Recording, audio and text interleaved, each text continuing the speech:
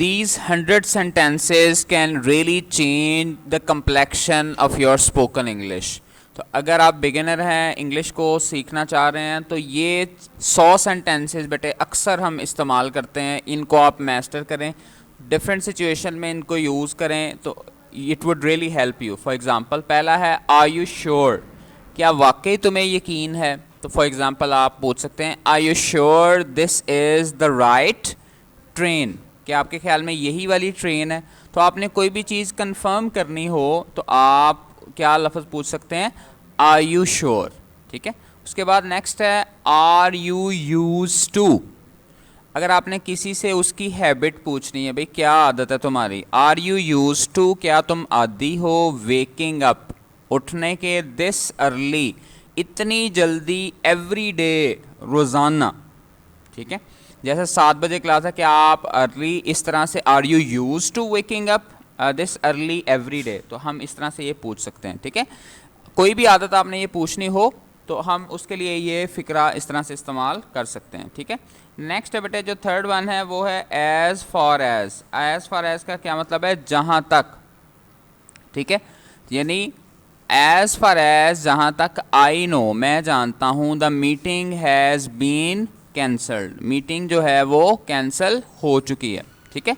तो इसके साथ हम बेटे हेल्पिंग वर्ब इस्तेमाल करते हैं कि आप जो सब्जेक्ट इस्तेमाल करेंगे उसके हिसाब से इज़ एम आर आएगा. जैसे हमने यहाँ पे शी इस्तेमाल किया, as far as she is concern the issue is already resolve, जहाँ तक उसका ताल्लुक़ है उसका मसला हल किया जा चुका है. अगर यहाँ पर आए हो, एज़ फार एज आए, फिर क्या लगाना है, as far as I am concern the issue is already resolve. बाकी सारे का सारा बेटा क्या होगा, सेम होगा. ठीक है.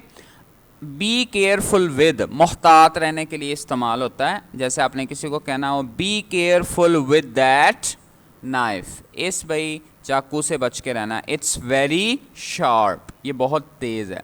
Be careful with this wire, it's uncovered, इस तार से भाई बच के रहना, ये तार जो है वो कवर्ड नहीं है. कोई भी रास्ता, कोई भी बात जो है वो आपने मोहतात रहने के लिए बतानी है बेटा, आप उसको कर सकते हैं. ठीक है. नेक्स्ट है but this does not mean that, लेकिन इसका ये मतलब नहीं है कि. जब हम बेटे को बात समझा रहे होते हैं तो हम ये फ़िक्रा यूज़ कर सकते हैं. जैसे मैं ये कहूँ कि अल्लाह सुब्हानहू व तआला what ever he has ordained for you, you will get that. या फॉर एग्ज़ाम्पल हम ये कह सकते हैं कि you can not get more than your destiny, आप अपनी किस्मत से ज़्यादा हासिल नहीं कर सकते. But this does not mean that, लेकिन इसका ये मतलब नहीं है कि वी शुड स्टॉप ट्राइंग, कि हम कोशिश करना छोड़ दें. ठीक है. तो किस चीज़ की वजाहत के लिए इस्तेमाल होता है, ये बड़ा मशहूर ज़माना फ़िक्रा है, वो फ्रेज़ है बाय द वे. ठीक है.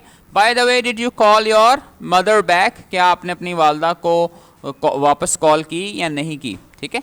तो बाय द वे का वर्ड कहाँ पर इस्तेमाल किया जाता है, बात को, मौजू को चेंज करने के लिए भी और उस बात से हट कर भी होता है. ठीक है.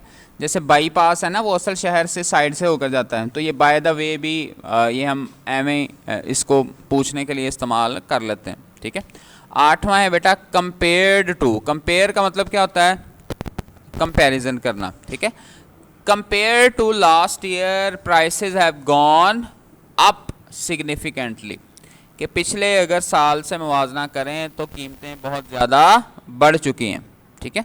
बाज़ औक़ात हम इसके साथ एज़ भी लगाते हैं, as compare to last year. ठीक है. इसमें क्या होगा कि अगर प्राइसेस को हम फ़िक्रे के शुरू में ले आएँ, prices have gone up significantly as compare to last year. इस तरह से आपने माजी की कोई आदत के बारे में पूछना है तो आप कह सकते हैं डिड यू यूज़ टू, क्या आप आदी थे.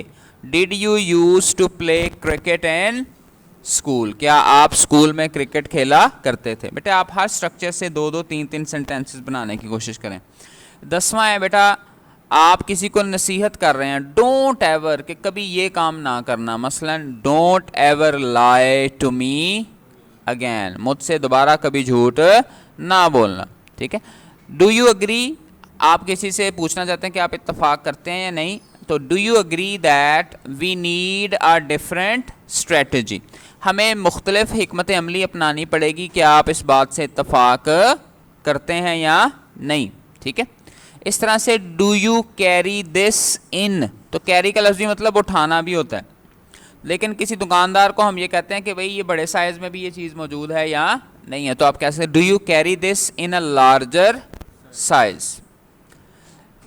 इसी तरह से do you have dash available, for example किसी शॉपकीपर के पास आप जाते हैं, कह सकते हैं do you have any appoint, या डॉक्टर के पास जाते हैं do you have any appointments available next week. तो आपने ये जो खाली जगह है यहाँ पर आप बस फिक्रा लगाएं तो आपके सेंटेंसेस बन सकते हैं। नेक्स्ट है बेटा डू यू माइंड, हमने किसी से रिक्वेस्ट करनी हो कि भाई बुरा तो नहीं बनाओगे, तो आप उसके बाद डू यू माइंड लगा के माइंड तो नहीं करोगे भाई, do you mind if I open the window, जैसे एसी चल रहा हो बस में तो आप उसे पूछे कभी मैं खिड़की खोल दूं, ठीक है, किसी की तबीयत ख़राब हो रही है या फुल सर्दी हो, फिर भी कोई बंदा कहे जी बहुत खिड़की खोल दूं मैं, तो फिर आप क्या do you mind if I open the window.